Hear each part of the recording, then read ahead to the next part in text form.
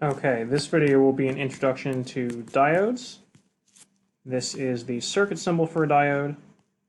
And you can think of a diode like a one-way valve for electrical current. So it only lets current flow in the direction of the arrow from the positive side, which is called the anode, to the negative side, which is called the cathode. It does not let current flow in the opposite direction, so it blocks current flowing from the cathode to the anode.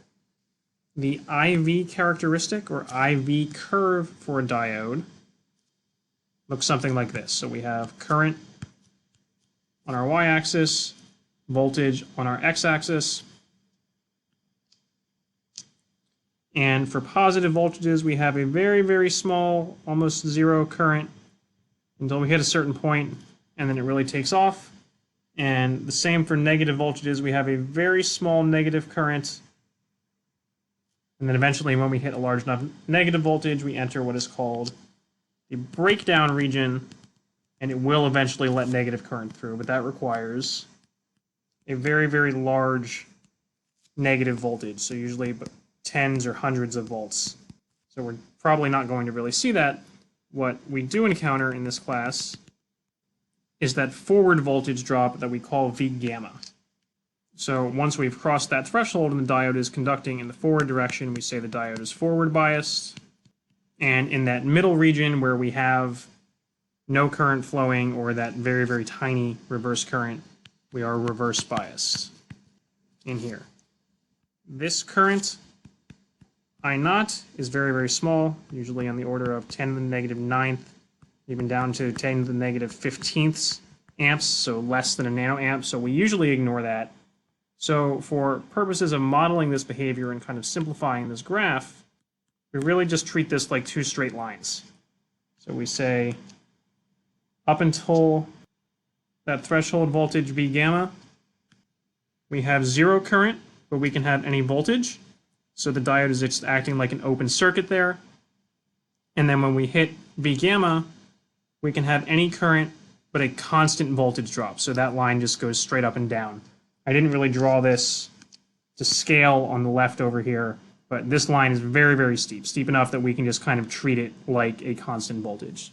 So that gives us two operating regions. Either we are conducting, we have current in the forward direction at a constant voltage, or we are not conducting, the current is zero, but we could have any voltage. We could have a small forward voltage over the diode, or we could have a negative voltage over the diode because it is acting like an open circuit.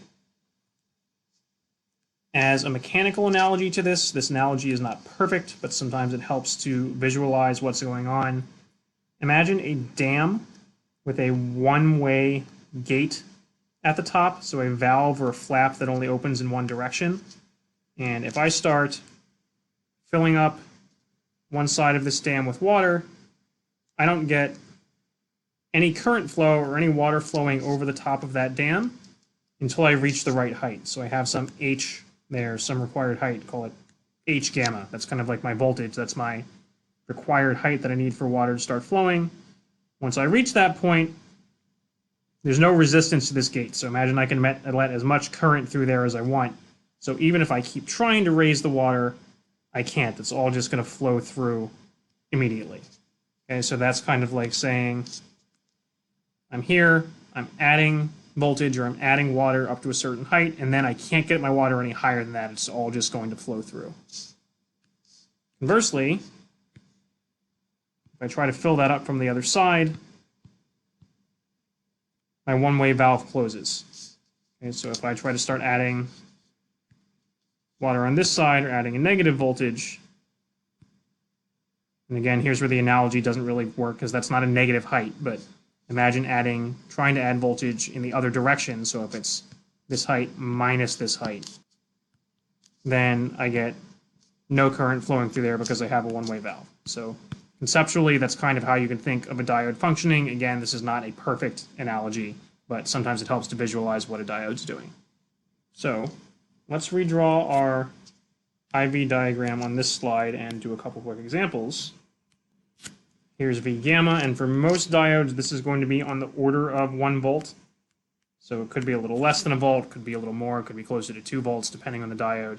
But point being, it's about 1 volt, not millivolts, not tens or hundreds of volts.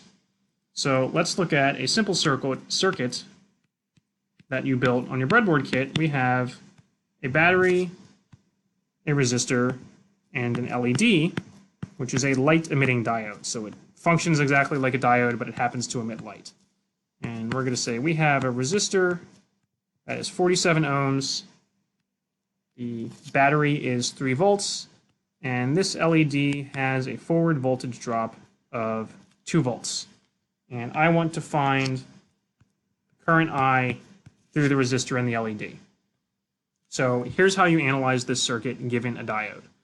So we know our voltage here is 3 volts, and we know that, again, the forward voltage drop over the diode is constant, so that is given. V gamma is 2 volts. So if I am in this operating region, if current is flowing, then the voltage drop between this point and this point is 2 volts. Okay, since this point is ground and that's at 0 volts, that means I am going to have 2 volts here. I now know the voltage drop over my resistor. I have 3 volts on this end and 2 volts on this end, so Ohm's law applies. For my resistor, I have V equals IR.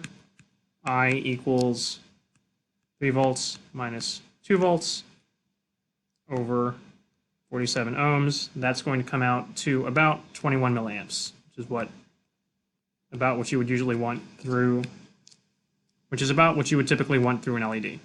And that is fine because my current is positive. Remember that my diode is only letting current flow through in one direction, so on this graph, I'm only ever in this upper right quadrant where I have positive current. I never have negative current.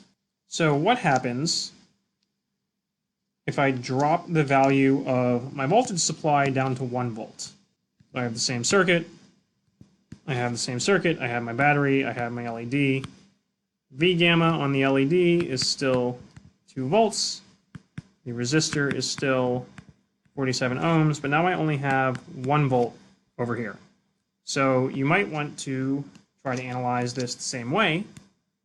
Say, okay, I'm going to have 1 volt there, and I know the voltage drop over my LED still has to be V gamma, so I have 0 volts here.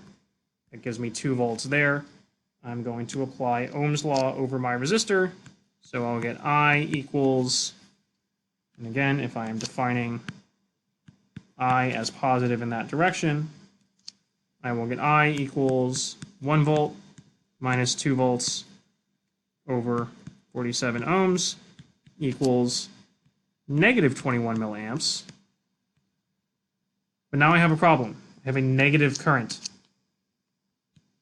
And I cannot have negative current through a diode.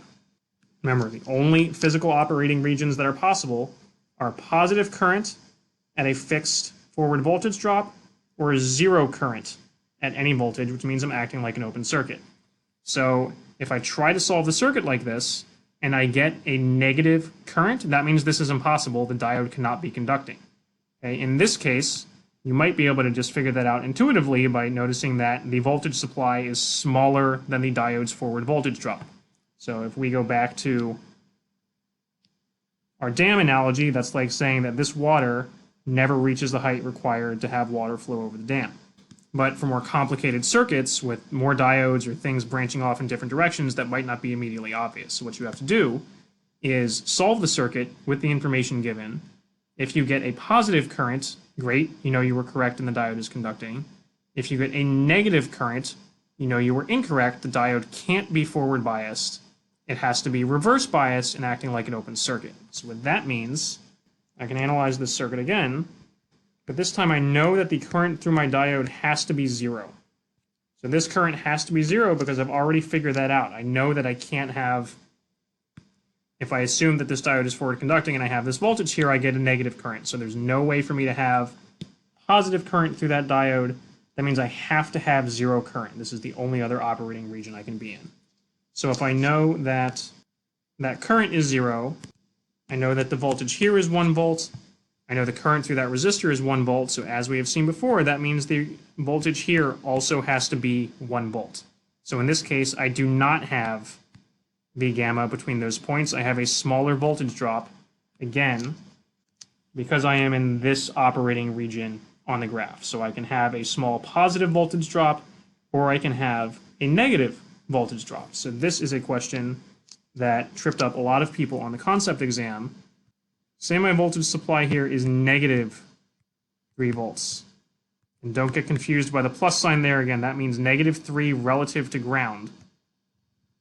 So up here is negative 3 volts if ground is at 0 volts. And then I have my resistor and the diode. Again, I know the current through this resistor has to be 0. There's no way for the diode to be forward biased. If the current through that resistor is 0, then the voltage drop over that resistor is also 0, and I have negative 3 volts there. Okay, so in that case, so what we have here are 3 different examples showing different areas on this graph. Here, we have current flowing through, we have non-zero current flowing through the diode, and we have the V gamma voltage drop over the diode. So there we have to be on this vertical section of the graph. We have some positive non-zero current and a fixed voltage. We tried to solve this, but we found out that this is impossible because we cannot have both a negative current through the diode and a positive forward voltage drop. There is no region on this graph that corresponds to that. Here, we do have a positive forward voltage over the diode, so we found a voltage of 1 volt, but the current is 0. So now we are in this area down here, so we have a positive voltage, but no current.